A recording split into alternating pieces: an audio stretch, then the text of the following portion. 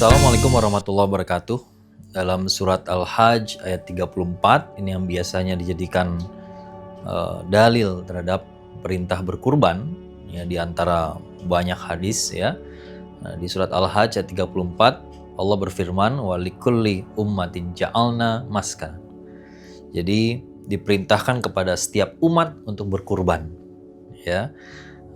Ini seperti perintah saum ya, kama kutibal ladzina min qablikum la'allakum tattaqun, seperti diperintahkan kepada kaum-kaum sebelum kamu. Jadi puasa, berkurban itu sama sekali nggak baru ya, semua umat terdahulu pun diperintahkan untuk berkurban.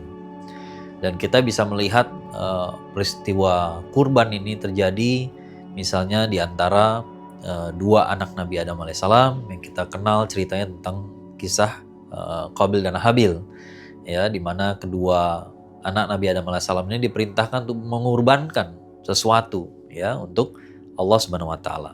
Pastinya dikurbankan adalah yang baik-baik, adalah hasil dari kerja kita yang baik-baik ya, dan yang baik-baik itu yang lebih baik, yang baik itulah yang diterima oleh Allah Subhanahu wa taala. Jadi keikhlasannya ya, keikhlasan kita untuk memilih yang terbaik untuk dikurbankan. Dan kurban ini adalah ibadah mendekatkan diri pada Allah, taqarrub ilallah ya. Jadi bukan hewannya yang dikurbankan itu, bukan dagingnya, tulangnya, darahnya, bulunya, bukan itu yang akan sampai kepada Allah, tapi keikhlasan kita. Ya, karena kita mengorbankan hewan yang kita beli dengan uang kita sendiri atau kita pelihara sendiri, ya kita besarkan sampai dia layak untuk dikurbankan, kemudian kita kurbankan dan kita hanya ambil sepertiga saja maksimal, ya kemudian sisanya kita bagi-bagikan kepada yang lain. Itu adalah cara kita mendekat pada Allah. Ya, kemudian pastinya kita kalau Idul Adha kita hubungkan dengan peristiwa penyembelihan Nabi Ismail alaihissalam. Ya, Rasulullah SAW pernah bilang, aku ini anak dari dua orang yang disembelih.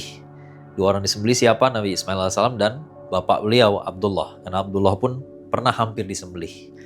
Ya, kita ingat bahwa Nabi Ibrahim alaihissalam disuruh berkurban bukan dengan hewan ternaknya yang terbaik, tapi bahkan dengan anaknya sendiri.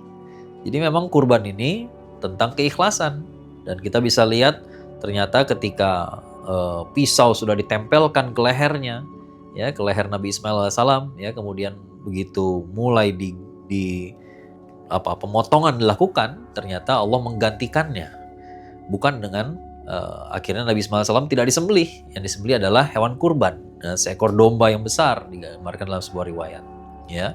Jadi memang Allah tidak menghendaki pada akhirnya bukan Nabi Ismail AS yang dikorbankan, tapi yang dibutuhkan adalah keikhlasan. Dan di situ kita bisa lihat Nabi Ibrahim AS sangat ikhlas ya. Walau ikhlas bukan berarti ringan ya, sangat berat sekali beliau melaksanakan itu. Dan Nabi Ismail AS juga pribadi yang sangat luar biasa karena beliau mau dikorbankan. Masya Allah ya. Ini sebuah peristiwa yang berhubungan dengan apa yang kita laksanakan sekarang.